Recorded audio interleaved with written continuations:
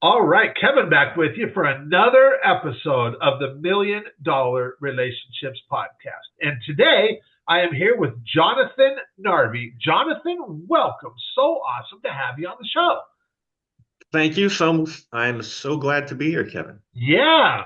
And I'll tell you, I have been really looking forward to this. I want to start off by giving a shout out to Jessica and the folks over at the podcast guest Mm. platform because Jessica, for whatever reason, she kind of just likes what we're doing with the podcast. And so about a year ago, she reached out to me and she's like, Kevin, she goes, I want to just take a more active role in helping you find some amazing guests for your podcast. And so now I don't know about two, three, four times a month. I get personal emails from Jessica over at the podcast guest platform saying, Kev, I think so and so would make a great person for you to interview. And that's how I found out about you, Jonathan. And so, I got the message from her. I went and checked out your profile on their platform, and then I reached out to you. And what's so cool about this is, $1 Million Relationships podcast. It's all about relationships, and it's just so fitting that pretty much everybody that comes on this show is either somebody I already know and have a relationship, or somebody that was referred to me by another guest, or somebody that was referred to me by somebody else I know, like Jessica. And when that happens, well, Jonathan, right from the moment when you and I started talking, I just kind of felt totally comfortable with you because of how we met through Jessica. And it is just such a powerful testament to the power of relationships, which is what this is all about. And so I'm really excited to start digging in with you and getting to know you a little bit better. And what I'd like to do is just kind of start off by turning it over to you so that we can have you share, and we'll kind of set some context for our listeners. And I'm just going to have you share a little bit about, what you do, who you serve, what inspires you most about the work you guys are doing, the impact you're making. And we'll start there, Jonathan. Wonderful. Well, I'll start off by saying I am Jonathan Narvey, and I am the founder of MindMeld PR, a PR agency in Vancouver, Canada. We serve America. You might be wondering why don't we have clients in Canada? We have a few. Okay. Um, I don't know if, well, I won't go too deep into this, but things have gone a little bit sideways up north, and Okay. there's money to be made in the USA, in the good old USA, as usual, in our country. Anyways, you have to seek out opportunities where they are. Uh-huh. Yep. Um, the So I haven't always been in public relations. I founded the agency about 6 years ago. Okay. Uh, I started off in journalism and worked in community newspapers, freelancing, magazines, that kind of thing early on, and then gradually made the shift to marketing and then specialized in public relations. And today we work with mainly technology companies, Okay. and so a lot in Silicon Valley, but also the rising tech hub of Austin, Texas, which looks to become the economic capital of the universe. Uh, Boston, New York, wherever, whoever needs to build their brand, build their profile, and we're happy to do that for them. We get news coverage for our clients every month. Every month they're getting into Newsweek, USA, Today, Forbes, Fast Company, et cetera, et cetera. Very good. Very good. So, Jonathan, what is an example of somebody that you've just helped get some big publicity for that you're just like incredibly proud of? Oh, well, sometimes it does help if the company already has some momentum, has Okay. some Okay. really has done some things, because often we get thrown into a situation where, frankly, they don't have a ton going on, so we got to get very There's not creative. much to talk about. Yeah, yeah, which is fine. Like we'll get the results anyhow, but it's just a little bit more of a challenge. That's fine. Sure, sure. But we recently started working with a client that was in the Inc. 5000, which is some of the top performing companies across the USA. And they're not just in the 5,000; they were actually in the top 10 of the 5,000. Wow. And their revenues are roaring; they're growing like mad.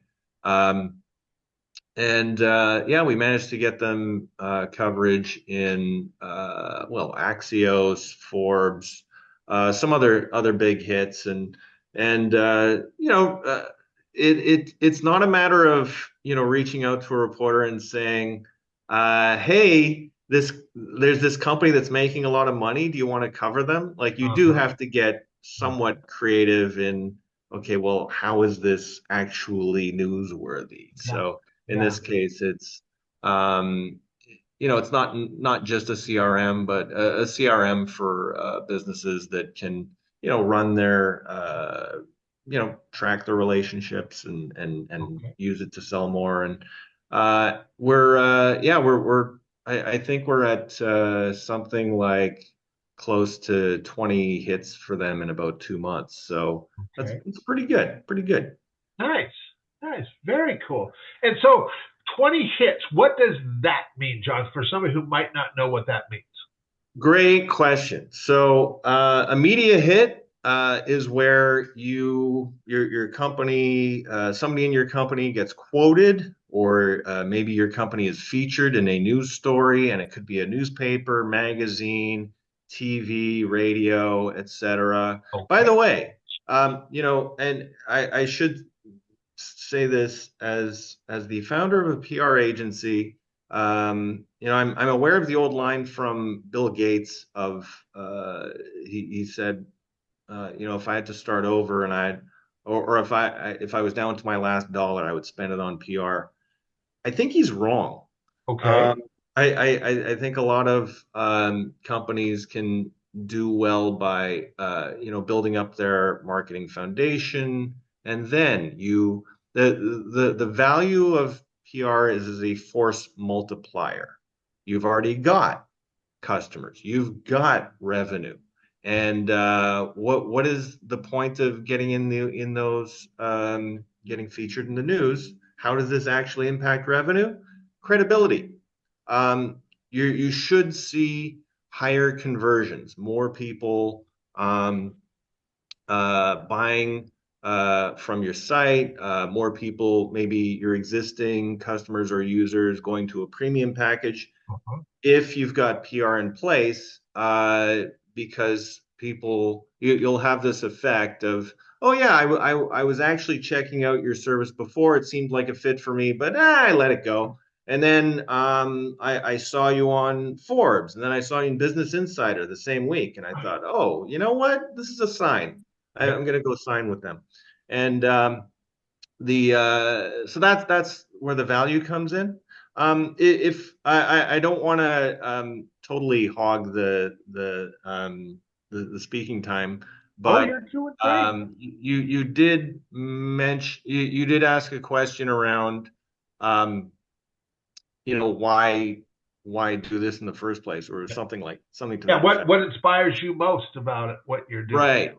Okay. All right. So I want I'm gonna circle around to it, and this Okay. might seem a little bit of a weird tangent, but trust me, we're gonna get there. Okay. Uh, I trust you. I totally trust you, Jonathan.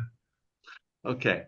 Uh, I want you to remember a time. So I'm a bit older, and so I was born pre-internet, and the uh, what it was like back before the computers really took off and tech took off as an industry.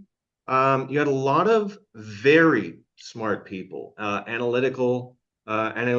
analytically gifted people, people who could crunch numbers, people who are coders today, people who are actually building the magical products that make our wonderful lives possible, those jobs weren't around yet. So these very gifted, talented people who, frankly, some of them, some of the biggest founders around, like you think of Elon Musk, are on a bit of a spectrum.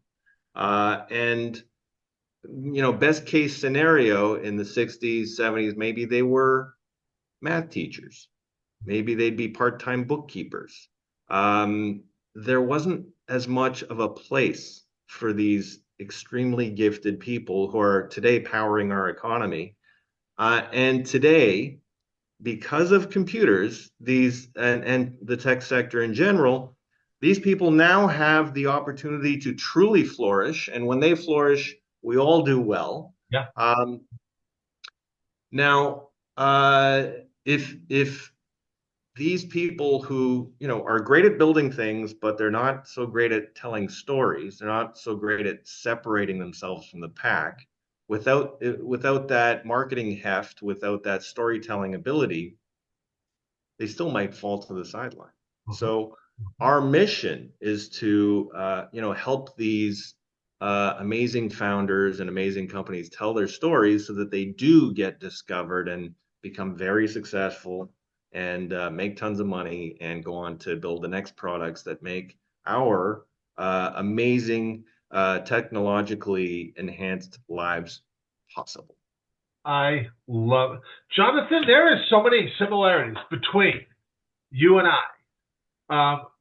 And because what I have found is that so many entrepreneurs who are like totally world class at doing what they do, they are not good at talking about themselves Mm. for whatever reason. Maybe so. I'll give you an example. One of the gals I serve, she runs an agency, and she has been the growth advisor for companies like Pillsbury and Haagen-Dazs and Brother and Chanel and all of that, and she's done some pretty incredible things by serving those companies. Mm-hmm. And yet, she is the most humble, easygoing, laid back person, and she doesn't like talking about the wins that she has helped facilitate. Mm-hmm. And so I do that for her. Mm-hmm. I talk about her far better than she would ever talk about, far more powerfully than she would ever talk about herself. And when I get done talking about her to whoever, they're like, Kev, would you please introduce me to her? And you're right, because they're just, for whatever reason, they think it's like it sounds braggadocious or arrogant or whatever. Now Elon, I love Elon. I love listening to Elon. I mean, I watch Elon so much, he shows up in my Facebook feeds all the dang time, because and then every time I see him, I click to see what's he got to say. Because I just love listening to whatever he comes up with, Yeah. And, but a lot of people are not like Elon. They're not out there talking all the time and stuff. That's very true. And you know what? Let's play devil's advocate a little bit, or discuss a little bit where that comes from, because I have to say it's completely natural. This is a very human thing to not. I mean, yes, culturally, this has been a thing that's been with us for a long time. Of, well, you don't really talk about yourself. That's a thing you're brought up. Maybe a lot of people are brought up. But I think this goes back to caveman days. Look, human beings, like all animals, are status-seeking individuals. You want to rise within the pack, and when you speak, there is a risk that you're going to lose status because you're going to say something silly. You're going to say something foolish. By not speaking, it may be that you're not taking as much of a risk. At least that's the sense. And actually, I hear from founders who occasionally will call us about public relations services, and they'll let me know at the start, look, we're on the fence.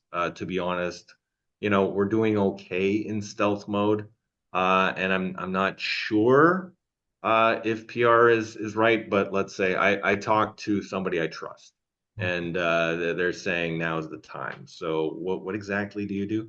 So I actually I'm very understanding of this because this goes to fundamental human psychology of some people are just risk averse, but on the other hand, nothing ventured, nothing gained. Yeah, You yeah, don't grow unless you've got some kind of profile and people are talking about you. that's right.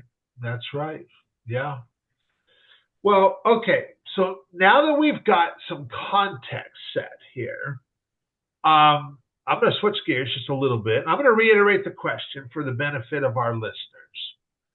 So, Jonathan, have you ever been introduced to a person or persons that completely changed the course of your life or your business, so much so that much of what you have today would not be possible if not for this person or persons? And I'm just really excited to hear your story and your experience around this topic of relationships.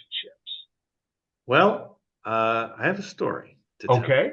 Okay, so and this might be a story that probably a lot of young people can relate to because this relationship goes back decades at this point. Okay. Okay. Um, and so I'm going to be talking about my first boss in any official marketing role. And I actually need to. I'm going to frame this a little bit. Let's go back a little bit further into the past. Okay. Um, so before I became the founder of a public relations agency. I started off in journalism, and I was working for community newspapers when I started out. I was doing some freelancing on for some magazines to make a little extra money on the side. Even back in the day, in the Paleozoic era, journalism has never really been a well compensated role unless you're like top of the top, a top Okay. 1%. Like you're working for one of the giant networks or you're getting book deals. Most journalists don't make a ton of money in it, and it's hard to get ahead. And by the way, I'm not suggesting that I'm not sort of casting blame on society or trends or something. Like when I was younger, I frankly didn't have the work ethic that I have. Okay. I didn't have the connections. I didn't have, frankly, I wasn't as intelligent. I've done some book reading over the years. Uh-huh. Um, and learned from others, learned from experience. But you know, I was working in journalism and I was reasonably happy with it. But I thought, you know what, I'm gonna take a little break from journalism and I'm gonna go on a little adventure. I'm gonna go and teach English as a second language overseas in South Korea, and I did that for a year because I'm like, well, I'm not making a ton of money. I should just, sort of let's do something different. Uh-huh. Had a great time. South Korea is a wonderful culture and a wonderful country, and I encourage people to visit. Um, it's like it's kind of like Canada, but 200 years into the future. Okay. Um, Okay. or maybe not Canada, but kind of like Vancouver, but 200 years into the future. The entire country's like this. Um, the anyways, I come back after a little break from my journalism career, and I can't sell an article to save my life. I've lost my mojo. I'm unable to land a job in journalism, at least a steady one, and I'm really struggling. So I wind up taking some part-time gigs. I do a little bit of writing on the side, but mainly this is back in the early days of blogs had just started. So I started a Okay. blog so I Okay. can, at least get some writing in. But yeah, I was struggling to find a path forward, and then a friend of mine worked at a software firm. I started writing press releases for him. I realized, oh wait, I should be doing some marketing stuff, and I did that. It paid well, but couldn't land something regular. And I was starting to think, okay, maybe I need to, I don't know, do something completely different. Because at this point, I'd put out probably 400, 500, maybe it might have been twice that, the number of resumes I had put Wow. into agencies, PR agencies, ad agencies. I wanted to get work in a creative space, Uh-huh. or work in a marketing role at a tech company. I thought that seemed interesting for reasons I've already gone into earlier. Yep. Um, so after 3 years of messing about doing not much with my life, um, I applied at a IT managed services firm. I didn't even really know what that was. Basically, a company that, well, it kind of, they're like the plumbers of technology. Like Uh-huh. they'll Mhm. secure your website, they'll develop your website, build a custom app, maybe build some custom software, maintain your software. At the time, it was also an age where, I guess this still happens. They'll come in and actually set up machines, set up computers in your place of business. But back when that was more of a thing. Um, and anyways, I applied there for a role as a blog writer.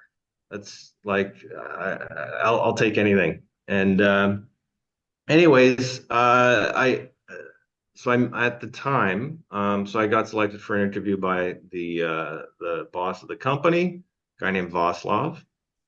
And I guess he liked what I wrote. So I had a few other competitors, but I finally, after 3 years of mucking about, I finally had a job.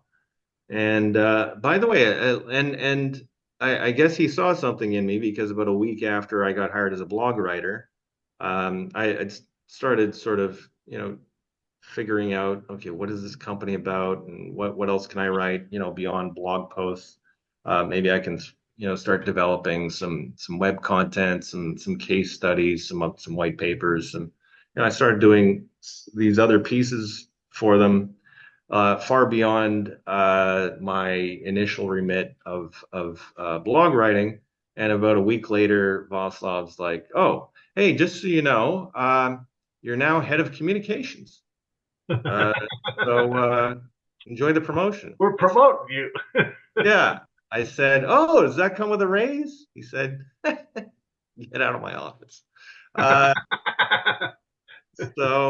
but I am so grateful for that first job. Again, I feel like a lot of young people can probably relate. It's a bit of a tough market out there. And I recently hired someone actually who had done 4 internships. She's great. She's very talented, learns fast. But the thought of doing 4, I think they were unpaid co-ops or internships before taking on an actual job, like that's a tough hurdle to get over. Yeah. Um, so yeah, and I have to say it wasn't just that I was finally given a job. Wow, a job at a tech company that changed my life. It was the way in which we worked together, which is a way that I still like to work with others, and this Okay. is what I like to have with all of our clients. I mentioned the name of my company is Mind Meld PR. I don't know if you're familiar with the phrase mind meld, where that comes from. No, I've heard the phrase before, but give me a background on it. Okay, so this is again, I'm dating myself a little bit here. This goes back to the original Star Trek, uh, Okay. and the Vulcan, the alien named Spock, who had a special ability aside from the pointy ears and the cool haircut. Um, he could perform an action called a mind meld, where he could telepathically link with Okay. I somebody just remember. by pressing his hand onto your face. Yeah. And suddenly, and whenever he would do this, he would say something like, "My mind to your mind, my thoughts to your thoughts." Um, and that is really the relationship that I had with Vaslav. I wasn't, putting my hand on his face or anything like that. But pretty much from the first week or two of working together, we didn't have a ton of time that he could spend with me because he Uh-huh. was mostly building the business. He was the CEO, and he had like a big team to take care of. Um, but he had a way of speaking, a way of breaking down complex technology concepts in a way that I could understand, and therefore I could communicate to their partners, communicate to customers in the form of blog posts, case studies, etc. And that is absolutely not a that's not a skill that every technology founder has, of easily translating,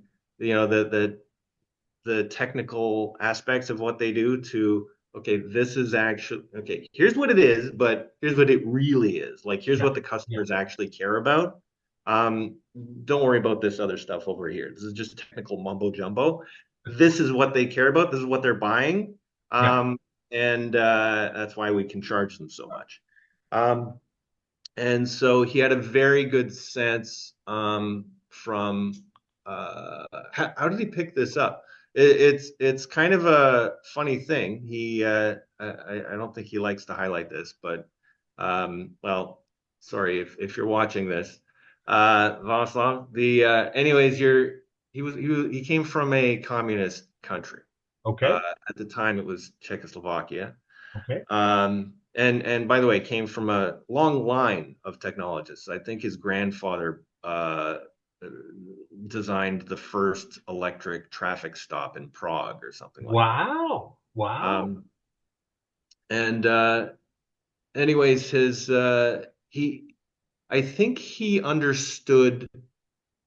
He's often, or I guess always, had the ability to cut through to, what is important, and also what can we do with this thing. Uh-huh. I like that mentality. It's a very entrepreneurial mentality a lot of people are going to be familiar with, but uh, he has a good sense of, okay, what's the angle here? What's the edge we can take from this?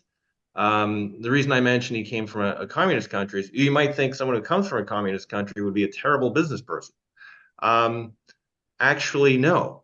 In a communist country, you have to scramble. You have to take what you can get where you can find it, by hook or by crook. And uh, I, I, I remember him describing how he first when he first landed in Canada, um, and he goes to this newsstand at the airport, and he's Okay. blown away because he sees, I think it was maybe Wired magazine or PC World or something like that, Okay. and there were 10 copies of it in the newsstand, and there was like, it was just filled with magazines.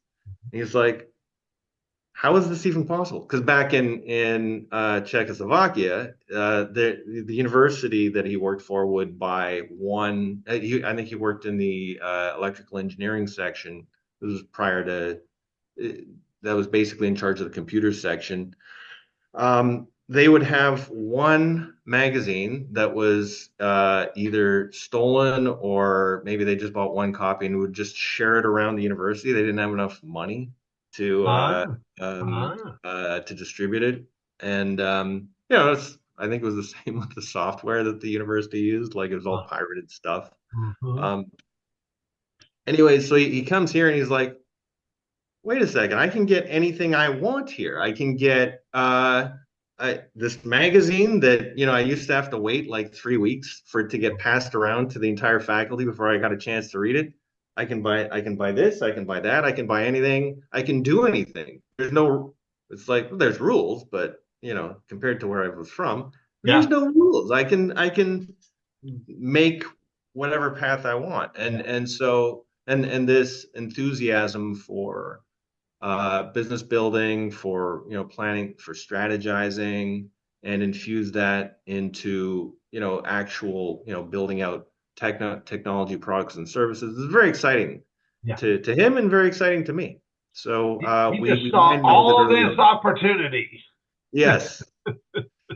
So yeah, I've always had a bit of I think I always had a bit of an entrepreneurial bent to me, but I don't know that that was fostered early on. To be honest, I don't think I knew what the word entrepreneur. I don't think I was familiar with the word entrepreneur until I was 25, 26. I think Okay. this is more drilled into kids earlier on now, but I think I grew up thinking, I don't know, maybe I'll work in an insurance company. I have no idea. I grew up in Winnipeg.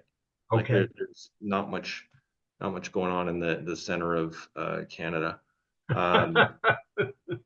Um, Anyhow, yeah, this relationship with Vaslav has it's only grown over the years. We still work together. Like he's not my boss. Uh-huh. He kind of is. He's a client. Uh-huh. So and is our longest. He was the first client for MindMeld PR, Wow. and this was after I think we had stopped working together for like 15 years or something. Okay. It was quite a gap, but Yeah. he was. I when I was starting up the agency, I pinged him and it's like, yeah, let's work together. Okay. So what year did you start the agency, Jonathan? I want to say 2018, Okay. 2019. Okay. It's getting fuzzy. I think it was like 6 years ago. Okay. Okay. We started getting traction maybe in year two and really growing better maybe, in year four, year five. Okay. Okay. And so Vaslav was your very first client. You reached out to him, just let him know what you were doing, and he's like, "Sounds great." And so I am curious if you look. So this is a very long-standing relationship, going back decades here. How? So I'm just trying to figure out how I want to ask this question. If you look at yourself, what is an example of a situation where you personally had a big win and you also know that would have never been possible if not for the relationship that you have with Vaslav? What is an Well, example of something like that, Jonathan? right. I'm thinking like it's so in his manner of explaining technological concepts Uh huh. so that I could understand them. And because his company was servicing so many different kinds of clients, I got insights into all kinds of business models, all types of technology. I got such a grounding from Vaslav, such a good understanding that when I'm on a call with prospects, with inbound leads, and I'll take a couple sales calls a day from companies that are looking for PR services. Okay.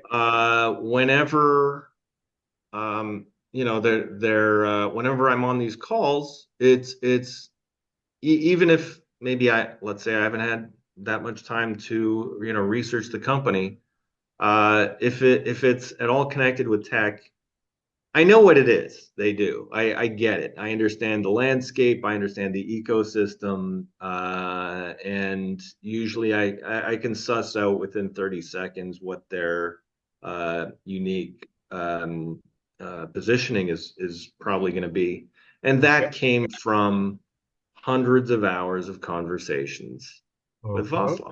Vaslav. Just the instincts to be able to say on a sales call, "Oh, so you're from this industry, so you're probably trying to do this," and they'll Uh-huh. say, "Yeah, okay."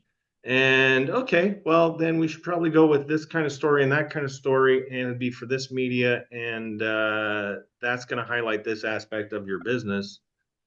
like just being able to do that comes from a lot of just conversations with Václav. Totally, totally. Comes from years of experience. Yeah. Yeah, and it's just it's really amazing to watch Hmm. people who just have years of experience in doing whatever it is that they do, because they make it look so easy. Yeah, Hmm. and Hmm. but it took years to get to that place. You know. Yeah. Probably another thing that, will come up, again, makes it easier. Also, not just with prospects, but if I'm talking to my team, and let's say we've taken on a new client and they want a sense of, what this client is about. Um, I'm I'm often I'm looking. I'll be able to compare what the client, what the typically technology company is up to something that happened before. Like this is this kind of company, and we've seen this, back in the 2010s or back in the 2000s. These types of companies were doing X, and now they're doing this, and this is how this has been disrupted, and anyway, so the story this type of company is looking to tell, well, we could go down this route, go down that route. So it goes. I have a good grounding, not in recurrent patterns. This is a phrase that Václav uses quite a bit. In fact, he's got a newsletter called Recurrent Patterns, Okay. where he talks about what is happening in the tech industry and um, how this is a progression or sort of a repeat or of something that or a continuation of something that happened in, let's say, in the recent past or even going back to the 1990s, 1980s. But it's great to have that context because you can get, particularly in the tech industry, but this applies in I guess in any businesses. There is a thing called a hype cycle, and there's a thing of is this thing they're promising, is it possible? What's the likelihood they can actually pull this off? Do we have examples from the past that could show, okay, why would this work? Why wouldn't this work from a strategic perspective? So that's probably another aspect of just training my team. A lot of that comes from having a philosophical grounding in of Mhm. of what can work in business, and that comes from Vaslav. Yeah. Wow, that's really phenomenal. Hmm. Well, for anybody listening to this, Jonathan, going, man, Kevin, I really like Jonathon. I love the way he shows up. And you know what, man, I'm even thinking like maybe it might be worthwhile having a conversation with him or somebody on his team. Um, any resources, any websites that we can share with them and include with the podcast when it's released here?